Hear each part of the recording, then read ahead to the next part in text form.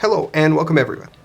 In this podcast, we're going to focus on energy that is produced in the mitochondria. And more specifically, we're going to talk about oxidative phosphorylation.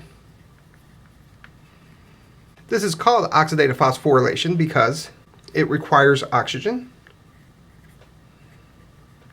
and a phosphate is added to ADP to create ATP. Before we talk specifically about oxidative phosphorylation, let's think about where we've been. Remember, a few podcasts ago, we started off with glucose and talked about how we could get glucose into the cell, and then how, through glycolysis, we made pyruvate. We said in this process, if you remember, we made some ATP and we made some NADH.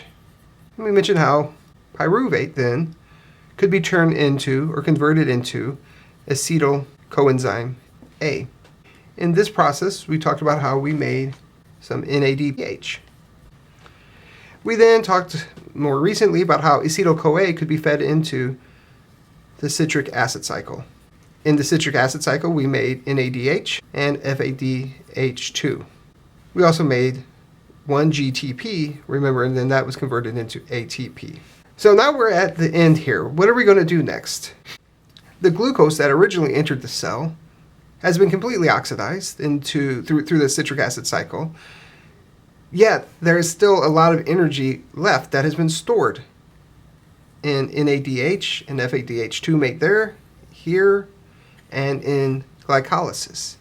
What we're going to talk about next is how we harness this energy from these activated carriers. And the process that's going to use these activated carriers is called oxidative phosphorylation. I'm going to talk a little bit about oxidative phosphorylation just to introduce it to you, and then we're going to expand on that throughout the rest of the podcast. First of all, it occurs in mitochondria and in aerobic bacteria. During oxidative phosphorylation, ATP is produced, and it does so by transferring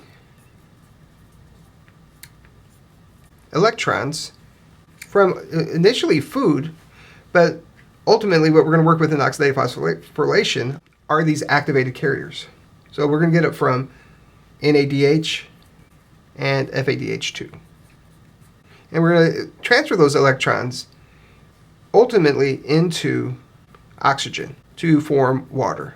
And what makes this process different than the chemical reactions we talked about in glycolysis and the citric acid cycle is that we're going to transfer these electrons through a membrane. So this is membrane dependent. Glycolysis occurred in the cytoplasm. Citric acid cycle occurred in the matrix, independent of the membrane. Oxidative phosphorylation requires a membrane, and we'll talk about that as we move forward. But before we move forward with oxidative phosphorylation, I think it's a good idea to talk about where those membranes occur. And I'm going to focus on eukaryotes. And oxidative phosphorylation occurs over the membranes of the mitochondria. In bacteria, it occurs at the inner membrane. But again, we're going to focus on the mitochondria here with eukaryotes.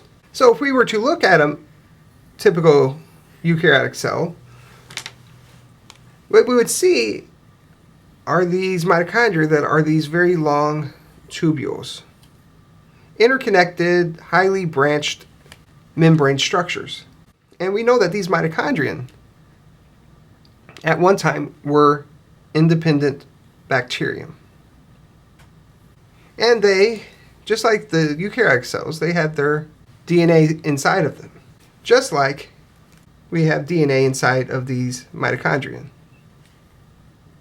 So what we believe happened was that at some point early on in the evolution of eukaryotic cells, a primitive anaerobic eukaryotic cell engulfed this bacterium. And over time, this bacterium became this structure known as the mitochondrion inside of our cells.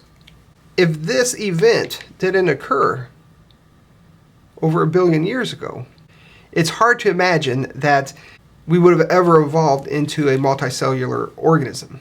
It would have been hard to imagine us having a different mechanism to obtain all that energy that's necessary for survival as we know it. What I want to do is to examine a cross-section. So we're going to take that tube and just cut a little piece out and look at it on its side. And so this is what you're probably used to seeing in various textbooks and classes, is this classic kind of structure of a mitochondrion, where you have your outer membrane,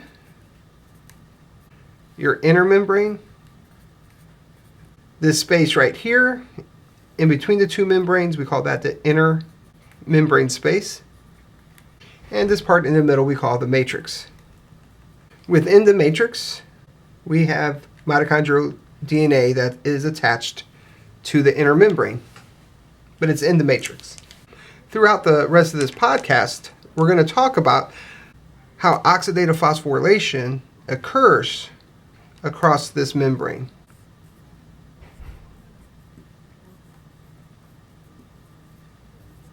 And throughout oxidative phosphorylation, we'll learn that we make a lot of ATP. Since it is the mitochondria that generates most of the ATP in a cell, sometimes the mitochondria are localized to very specific regions in a cell.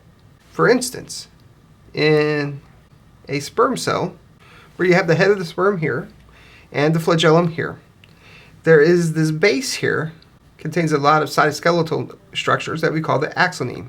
Around the axoneme, we see mitochondria wrapped around it, providing the necessary energy for the motility of the sperm. It's specifically localized here because that's where the energy is necessary to move the flagellum and ultimately the sperm. We don't see mitochondria down here, and we don't see mitochondria in the head of the sperm either. It's only in this very specific place where the energy is needed. We also see it a lot in muscle fibers. So within the fiber itself, there are these muscle fibrils that are responsible for muscle contraction. And we will see large amounts of mitochondria associated right here in between and wrapped around these fibers, providing that necessary energy for muscle contraction. And other places, it's very specific locations, but the key is you expect to see mitochondria not in only cells that produce a lot of energy, but in specific parts of those cells that produce a lot of energy. Now, in some cells, there are more mitochondria than in other cells. So for instance, an oocyte contains a very high concentration of mitochondria. And I'm going to draw these mitochondria in the oocyte a little differently. Not as large tubules, but as almost punctate spots. They have a little tubular function to them or resemblance to them, but if you looked at an oocyte, it would almost look like it's just full of little tiny mitochondria, like so. Now you might say, well, Gorsuch, you just told me they were tubular shaped. Well, that's true, but during some specializations of cells, the mitochondria will take on a different structure, such as the oocyte. Why they form these structures, we don't have time to get into. I can always share that with you later, but I think we want to move on. Because the main point I want to make here is about energy. And that is, if you take any particular cross-section through an oocyte, you're going to see tons and tons of mitochondria, because that mitochondria is necessary for those very early stages of embryonic development. In fact, we know if an oocyte has fewer mitochondria in it, the chances of it surviving after fertilization are reduced. We know in cancer cells are also chock full of mitochondria. They're not typically going to be spherical like we see there in the oocyte. These will be more classically shaped. But they're going to be all over it. Again, the theory is that the mitochondria provide that energy necessary for that uncontrolled growth that is characterized by cancer. Okay, now what I want to do is I want to go back to this membrane here in the inner membrane, and talk about how we're going to generate energy using this membrane. Okay, so let's spend some time talking about oxidative phosphorylation. We can think of oxidative phosphorylation as occurring in two stages. This first stage of oxidative phosphorylation is characterized as moving protons across the membrane, across the inner membrane, either the inner membrane of the mitochondrion or the inner membrane of bacterium. it moves these protons across the inner membrane, these hydrogen ions across the membrane, so it uses the energy from electron transport. So if we draw a membrane here, and we want to get these protons to this other side, we have a few problems. Some of the problems are that these kinds of charged elements, atoms, do not readily go across the membrane. We also have a concentration problem. There are more protons on this side of the membrane. It has the more positively charged structures on this side. So this energy demanding step requires some energy. And we'll talk about this in almost exhausting detail, but it's going to use electrons as that energy source. So for now, I'm just going to draw this membrane protein like so, and draw this proton going across the membrane. In doing so, it's going to use these high energy electrons to generate the energy necessary to move that proton across the membrane.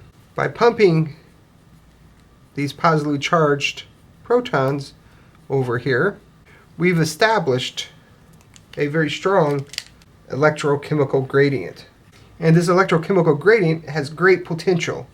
And we're going to see what that great potential does in this next stage.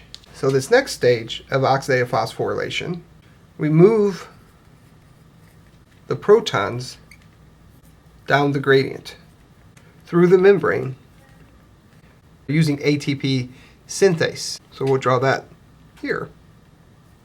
And so these protons that are currently on the higher concentration on this side will move through this ATP synthase, and that energy that's created from their movement across this enzyme will convert ADP plus PI, which are in the active sites of this ATP synthase. These protons generate the energy to convert this unfavorable reaction, ADP plus PI, into ATP. And then ATP is released and leaves the mitochondria to do cellular work. Now I want to go back through each of these stages again and spend a little bit more time talking about some specifics of how energy or electrons are moved and generates this electrochemical gradient. So let's talk about our friend here, NADH. I'm going to draw the structure here, but I want to draw it for the purpose of showing you where those high energy electrons are. Those high energy electrons are going to be associated right here. Remember, before this is NAD+, and so the hydrogen is added here, and it contains a pair of high energy electrons. What happens is these electrons are donated, gotten rid of, lost from NADH. The bonds rearrange in the structure and you end up with NAD+. And I'm going to draw it here just so we can see the distinction. I just realized I made a small error over here. It's not CH2, it's NH2. But what you can see here is, remember, all of each of these there's a hydrogen. I just didn't draw them, but let me go ahead and draw them just in case you're keeping score at home. And this one here used to have that extra hydrogen in it. It's now been lost. So this hydrogen right here, which comes off, and it's negatively charged, but the electrons are peeled off, and we end up with something that looks like this, where we created this proton, which we're going to use to establish that electrochemical gradient, and the electron itself here, which we're going to donate, that's going to generate the energy necessary for the movement of these protons. And then remember what's going to happen here, and I'm just going to draw it down here. Let me box it off though so we don't get it confused with what we have here. So remember, these electrons and protons are going to generate this electrochemical gradient that will help drive the ATP synthase. So as these electrons are being transferred, and we haven't talked about this yet, but we will go into a little bit more detail in a moment, they're transferred between these respiratory complexes. As they're moving through here, they're being transferred, these electrons are being transferred from one complex to the next. Every time they do that, hydrogen moves across to the other side. And then they will move back across. And as they move back across, these high energy electrons, they will finally interact with oxygen, which is the ultimate electron acceptor, to generate water. In that process, as I said on the last whiteboard, we make lots of ATP. What I'm going to spend a lot of time on in the next whiteboard are the actual enzyme complexes here. So let's talk about these respiratory enzyme complexes. And we're just going to call them these complexes, but remember that when we say complex, and this is very true in this case, these complexes contain many different proteins that work together to achieve the ultimate goal of moving these electrons. Who knew electrons could be so important? Okay, so let's go ahead and draw some membranes here. And what I'm going to do here is I'm only going to draw the inner membrane. I'm going to draw it like so here. Remember, our outer membrane, I guess I can draw it up here. The outer membrane doesn't play much of a role here, except that it creates this inner membrane space. We're going to spend most of our time talking about the inner membrane and what's happening there. At the inner membrane, we have a series of 3 respiratory enzyme complexes I want to talk about, and 2 other proteins I want to talk about. So here we have the first one, and this first one is called NADH dehydrogenase. And what NADH dehydrogenase does is it takes NADH and makes NAD+.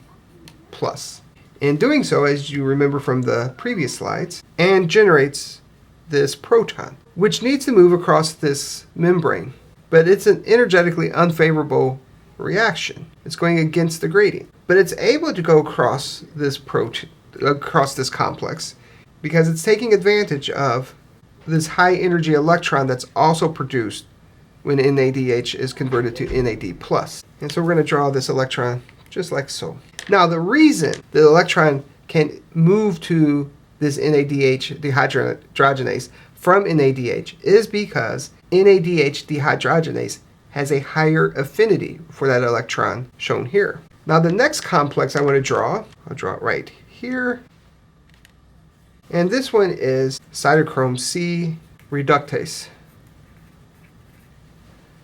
However, this electron can't just move over here.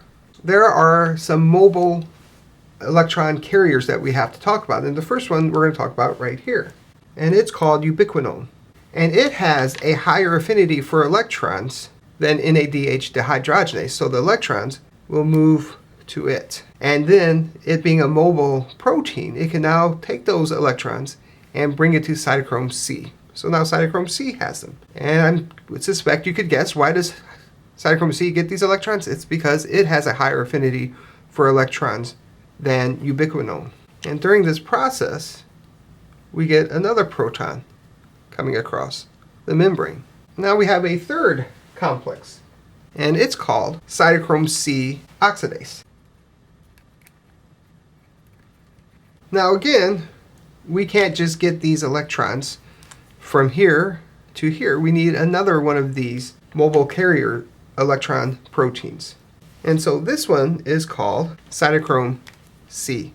These electrons move from cytochrome C reductase to cytochrome C, again because cytochrome C has a higher affinity for the electrons. It can then transfer these electrons from cytochrome C to cytochrome C oxidase. Again, a proton will move across this protein, again establishing a strong electrochemical gradient. This electron in this third complex, cytochrome C oxidase, will then be transferred to the last electron acceptor, and that is oxygen. So electrons are transferred to the oxygen and create water. So this here is ultimately, this very last step is the step where oxygen is needed for aerobic metabolism. A few things I want to point out here is that this movement is unidirectional. So we go in this direction, from this enzyme complex to this protein to this complex, protein complex. And the reason that the movement of electrons is unidirectional is strictly dependent on the fact that there's this change in affinity for electrons. NADH has the lowest affinity, and oxygen has the highest. And we have this nice gradient going from NADH dehydrogenase to ubiquinone, cytochrome C reductase, to cytochrome C, to cytochrome C oxidase, then to oxygen. Each with an increasingly higher affinity for electrons, allowing the electrons to move to ultimately get to water, but to allow for the movement of protons to this inner membrane space. Okay, so what we've established here are a lot of hydrogens over here. If these hydrogens were just allowed to move back across the membrane all by themselves or through some protein similar to these, it would be released as heat. And there are some advantages to that. But for everyday normal functions, we don't want all this potential energy that is stored up here to just be lost to heat. Our cells and the cells of bacteria have evolved a mechanism to use these protons to generate ATP. So let's talk about that next. All right, so let's go ahead and draw this membrane again. And what we're going to do is going to talk about the importance of this protein complex called ATP synthase. It's perhaps one of the coolest enzymes that you'll ever learn about. As we'll see, it's this little miniature machine, this very ancient miniature machine that generates all this energy that we use, that we have used throughout the existence of life, aerobic life at least. Okay, so remember, this is our inner membrane here, and we can show our outer membrane up here just to keep everything legal. And remember, down here is our matrix. Inner membrane, outer membrane, and the inner membrane space. And remember, through the transfer of electrons that we had on the last whiteboard, we had a lot of protons over here, more than the cell knows what to do with. And at the closing of the last whiteboard, I said we could just move these all across here through some mechanisms. And if we did that, all this potential energy would be lost as heat. And we'll come back to that later on, I think. I hope to, anyhow. But we want to talk about how the cell can use these protons to generate ATP. So we have this large protein complex shaped similar to how I'm drawing it here, where we have this main protein structure here, and then we have something we call the stalk. And attached to the stalk are a complex of proteins that we'll call the head. So we have the stalk here and the head here. What happens is that these protons will move across this ATP synthase. In doing so, they spin rapidly this stalk here. The head here remains stationary, but the stalk that's attached to this head will move really fast. As the stalk spins really fast amongst this complex of proteins here, these proteins will have a conformational change, which causes this unfavorable reaction, ADP plus PI, to move to ATP, the phosphorylation part of oxidative phosphorylation. Well, how does it do that? Well, what I didn't show you here is what these proteins here look like. So I'm going to try to draw this here in a way that will illustrate how this reaction occurs. So this would be a cross-section through these proteins. What happens is ADP plus PI are sitting together in these proteins. As the stalk spins them, they create a favorable interaction that forms the ATP molecule. And then as it keeps spinning here, this ATP is lost from the complex, released, and then new ADP, inorganic phosphate, come into this site here. And then every time, so let me draw that in here, ADP, PI, once the ATP is left. So every time this spins, what happens is you get ADP, PI being placed together in a favorable interaction because of this conformational change, which then forms ATP. As it keeps spinning, these conformation changes again, and it kicks out ATP, allowing ADP plus inorganic phosphate to bind again. And it just keeps doing this cycle over and over again. So what's happening here is that we have this mechanical structural change. This mechanism changes the shape of these proteins. And the change of that protein generates a high-yielding chemical bond. We often think of this structure here, this ATP synthase, as the oldest and smallest rotary engine. Because of the rate of speed of how fast this stalk is spinning and the efficiency of this enzyme, it will produce more than 100 ATP per second. Now to just blow your mind a little bit more, because I know at this point you're enthralled in how awesome this enzyme is. Remember that this inner membrane is extensive throughout the cytoplasm. This mitochondrial network is extensive throughout the cytoplasm. And along this inner membrane, not only is it chock full of those oxidative phosphorylation enzymes, but it also has a lot of these ATP synthases. So each one of these is constantly making over 100 ATP per second. And all we have to do is give it a little glucose. It's not such a bad deal for us. Okay, now, if that didn't impress you enough about this enzyme, I'm going to tell you something else it does. And that is that the protons don't always move in this direction. The protons can move in this direction. And when it moves in this direction, it converts ATP into ADP plus inorganic phosphate. So depending on which direction the protons are moving will alter the direction of this complex. They go this way, it spins one direction and hydrolyzes ATP. It spins the other direction because the protons are moving this way. It generates ATP. So this is a very fascinating enzyme in the sense that it can both create and hydrolyze ATP. Okay, I do want to talk a little bit about the overall yield that we're going to get from glucose, but I just remembered as I was thinking about the yield that I forgot to tell you something. And it's pretty important. Remember when we were talking about oxidative phosphorylation and these complexes here, where we had the NADH dehydrogenase here. So I'm going to write down here NADH dehydrogenase, so DH, and then cytochrome C reductase, and then cytochrome C oxidase. We also had the quinolones, and we also had the cytochrome C. And I mentioned to you that NADH enters here to generate NAD plus, to move the protons across here, and then to transfer the electrons down the way. Well, I didn't mention what FADH2, because remember from the citric acid cycle, we make one molecule of FADH2. FADH2 doesn't donate its electrons here. It donates its electrons to ubiquinol, which I miswrote there, ubiquinol. So it doesn't enter into this electron transport chain at the same location. And because of that, it doesn't generate as much hydrogen protons across the membranes. It's only 2/3 as much, or protons going across the membrane. So that makes a difference when we start calculating how much ATP is going to be made from one molecule of glucose. So what I want you to do, and think about it on your own, is what is the yield of ATP from one glucose molecule? What you're going to want to do as you're calculating this is to think about glycolysis, the citric acid cycle, and oxidative phosphorylation.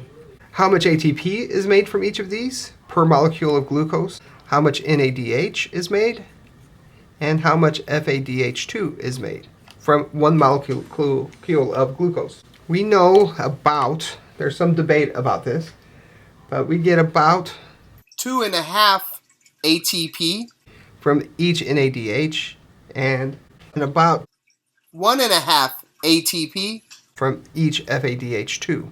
So what you want to do is figure out how many NADH are made, how many FADH2s are made, multiplying by these numbers appropriately, and then how many direct ATPs are made in these 3 cycles. And then that'll tell you your total yield. Okay, on that, I'm going to end this podcast on oxidative phosphorylation. If you have any questions at all, please make sure you come see me. If not, I'll see you in class. Bye.